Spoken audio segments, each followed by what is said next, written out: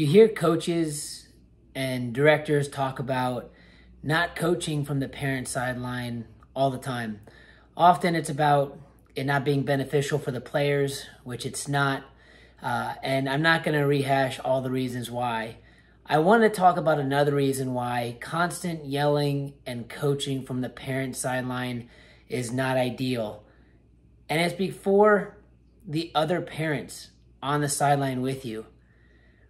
We've all been there at a sporting event when you are lucky enough in the stands to sit next to the person who is constantly screaming at the referee, the players, or the coach, I guess hoping that they would hear them.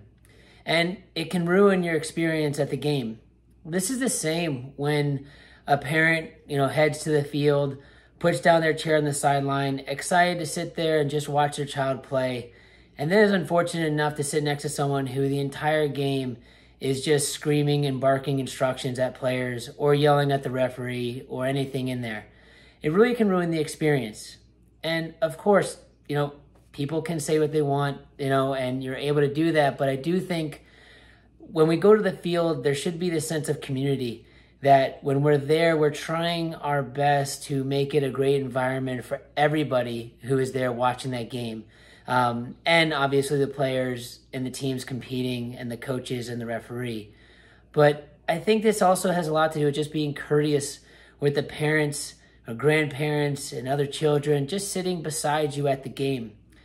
Again, it can really take away and be very annoying, to be blunt, when you're sitting there and someone is just constantly yelling the entire game.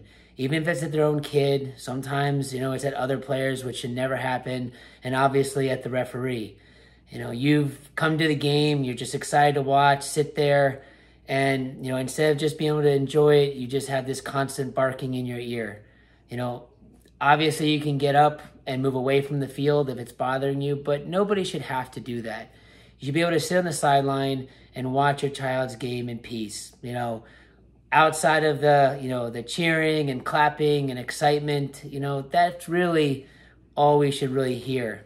Outside of that, it just really can become, very annoying for the other parents who are there. So this is the other reason why coaching and yelling and screaming like that from that parent sideline is the issue. We talk all the time about it not being beneficial to the players on the field or the environment of the game, but it's just also the pure courtesy for the person next to you.